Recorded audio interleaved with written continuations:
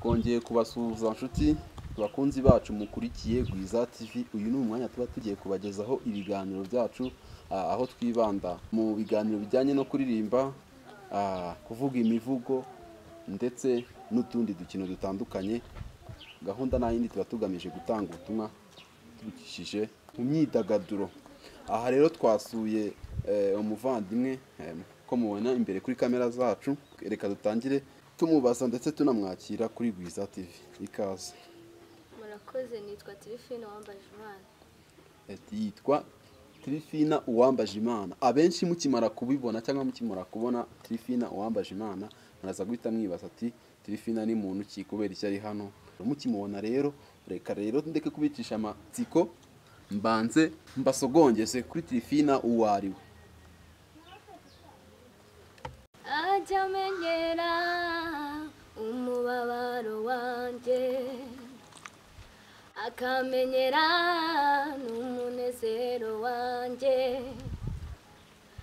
Yameneye amaraso y'igiciro kinini, yameneye amaraso y'igiciro kinini. Ajya anganiriza iby'uko nahiriwe, ajya mpumuriza ngo sinkababare. Nzi ko umunsi umwe nzamubona aje kunjyana, tukibanira mu ngobyi y'urukundo rwe. Nzi ko umunsi umwe nzamubona aje kunjyana, tukibanira mu ngobyi y'urukundo rwe. Wow, mwabyumvise yuko rero Trifina ni umuhanzi, kandi umuhanzi nk'uko mubyiyumviye ufite ijwi ryiza, uzi kwandika neza ndetse ubikora neza. Trifina, kuririmba wabitangiye ryari? Se n'iki cyakumotive kugira ngo ube wagaragaza impano yawe yo kuririmba? Murakoze, natangiye indirimba muri Sunday School mfite imyaka ndakeka 10, niga mu wa 4 niho nabitangiye. Ariko nakuze numva bambwira ngo kuva na kera hose ndi umwana nakundaga kuririmba, ngo nuko nakuze ni nuko nkomeje hamwe n'Imana. Urakoze cyane. Ubu ngubu twavuga ko umaze kwandika cyangwa se gukora indirimbo zingahe zanditse ziri mu bitabo? Ni nyinshi, kuko mba muri korali, hari izo nandika nkaziha korali, hari n'izo mbitse nteganya gusohora. Ni nyinshi, zose nzajya ngenda zishyira hanze uko Imana ibishaka.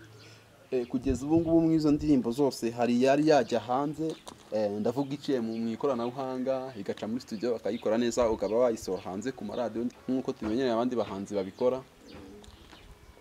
Oya, hari rajya hanze, ariko ndi guteganya kuyishyira hanze mu mpera z'uku kwezi kwa 2 tugiye kwinjiramo.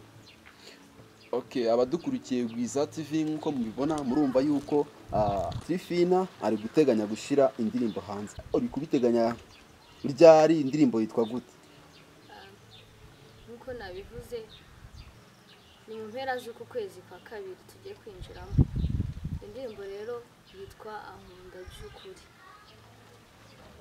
Yanditse bitewe n'amarangamutima yanjye, nyine ari ibintu umuntu aba areba bikamutera gukora ikintu bitewe n'impamvu. Nubwo buryo nayanditsemo bijyanye n'ubuzima. Indirimbo yitwa Ankunda by'ukuri ni iriya watangiye uturimbiraho? Mwumvishe ko iriya ndirimbo rero mu by'ukuri ni indirimbo nziza, irimo message nziza iryoheye amatwi. Bizaba byiza cyane nigera hanze tukayumva. Iyi ndirimbo rero muri rusange umuziki ni ikintu kiba kigoranye, ni ibintu umuntu atapfa kugenda agahita akora cyangwa abyuke ajye muri studio akora. Haba kuririmba indirimbo, kwandika birahenze, kuririmba n'indi impano ni ibintu bigoye. Ese mu muziki wawe, ese mu bino bikorwa by'ubuhanzi hari nk'umuntu waba ufite ugufasha cyangwa se wirwanaho? Oya, bajya baca umugani mu Kinyarwanda ngo umutwe umwe wifasha gusara. Rero ntabwo ni supportinga, mfite abandi bantu bamfasha mu bijyanye n'umuziki, mu bijyanye no kuririmba. Yitwa Ndere Pro. ni umupapa mwiza, Imana ijye imuha umugisha, nta kindi kintu nakongeraho kuri ibyo no kumusabira umugisha gusa nta kindi. Twakomeje kugenda tubyumva. Andre Pro abamuzi ni producer, nawe yakora ibintu bijyanye n'amavideo ku editinga, akaba na boss wacu, boss wa Gwiza TV. Niwe rero mu papa tuba dukesha ibintu byinshi. Urumva ko uyu nawe ari umwe mu bo afasha cyangwa se atera inkunga kugira ngo ibikorwa bye bibe byajya hanze. Rifina rero reka dukomeze umubyeyi wacu Papa Gwiza cyangwa se Andre Pro tumushimire nawe birumvikana. Uretse iyo ndirimbo hari ibindi bikorwa uteganya bijyanye n'umuziki? Cyane muzajya mubibona bifashijwemo n'Imana, cyane ko ntegereza ibintu ngenera, ibyo ngenera nibyo nzafata deni nanjye bibagezeho. Urakoze cyane. Buriya rero mu muziki habamo imbogamizi cyane, kuva watangira kuririmba cyangwa se mu buzima bwo kuririmba, haba mu kwandika haba mu kuririmba, hari imbogamizi ujya uhura nazo? Imbogamizi zirahari ntabwo zabura, zirahari nyinshi. Urugero, ushobora kujya kuririmba wenda ukumva biguteye nk'ipfunwe, cyangwa se abantu babona uri kuririmba gutyo bakavuga uriyemera, ibintu byinshi nyine, ariko ntabwo aba ari ukwiyemera, ahubwo ni ibintu byinshi tuba dukurura Imana iba yaradukoreye, aho iba yaratuvanye bikadutera gukora ibyo dukora, ntabwo aba ari ukwiyemera. Mu kuririmba rero ese ubikora nko mu buryo bwo gusenga bisanzwe, gushimisha umutima wawe cyangwa gushimisha Imana, cyangwa se unabikora no mu buryo bwa business?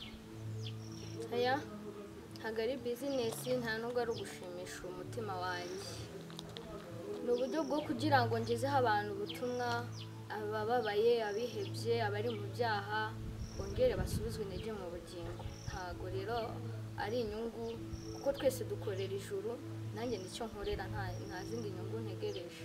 Hari aho tubwiye gutyo, ariko se tuvuge nubwo ukora ibyo bikorwa, haramutse habonetse nk'akazi kajyanye n'ibintu byo kuririmba ntabwo wagakora? Bazajya baguha salary cyangwa se umushahara? Oya, umuririmbyi yaravuze ngo Imana yaturemeye kuyihimbaza, nicyo kintu yaturemeye. Ingororano ni ubugingo, deni ibindi bikaza nyuma. Ntabwo mfite gahunda yo gucuruza ibintu by'Imana. Hoya, nzakora, Imana izareba umuhate nagize ku murimo wayo impembe, ariko bitanyuze muri izo nzira. Urakoze cyane. Ugaragaje yuko mu by'ukuri umuziki wawe ari uguhimbaza cyangwa se gusenga Imana ariho uwukoresha. None ubu ngubu mu buzima busanzwe tuba tuzi ko abaririmbyi benshi bamwe hari ababa bakora ibintu bitandukanye. Mu buzima busanzwe wowe hari akazi kandi ukora katari mu muziki? Ibintu byo mu buzima busanzwe ntabwo nyamunda kubyinjiramo, ariko ndi umutayeri rimwe na rimwe, ariko ntabwo nyamunda kubyinjiramo cyane, ariko ngerageza, nibyo nkora iyo ntari mu muziki. Murumva yuko koko afite akandi kazi ku ruhande, ntabwo aba ari mu muziki gusa. Iyo avuye kuririmba cyangwa gusenga, gushimisha Imana, hari akandi kazi ajyamo mu buzima busanzwe bwa buri munsi nk'uko abivuze. Nakibariza ku cyo nkunda cyane, buriya tugeze mu bintu byo kurya, ni nk'iki gukunda. Hari abantu benshi bavuga ati uriya muntu uko mukunda, ariko se akunda iki ku buryo twamubaza, ku buryo n'igihe twamutumiye twajya tubimushakira, cyangwa se ku buryo bitabura. Ni nk'iki cyo kurya ukunda? Ese ukunda iki cyo kunywa? Hari ibintu biba bitera amatsiko umuntu aba yabaza. Murakoze, murangoye, ariko ubuzima bwose nkunda amakaroni, nyine twahita tuba abanzi. Ukunda amakaroni? Mwabyumvishe rero ko indyo ari amakaroni. Mu bijyanye no kunywaho? Cyo kunywa se ntabwo nahita mvuga iki, byose ndanywa, usibye inzoga cyangwa ibintu by'ibisindisha birimo alcohol, ariko ibindi bintu byose abakristo banywa nanjye ndabinywa nta kintu. Twasoza tugushimira, ariko tunagusaba kugira icyo usaba abakunzi ba Gwiza TV cyangwa se abadukurikiye. Murakoze.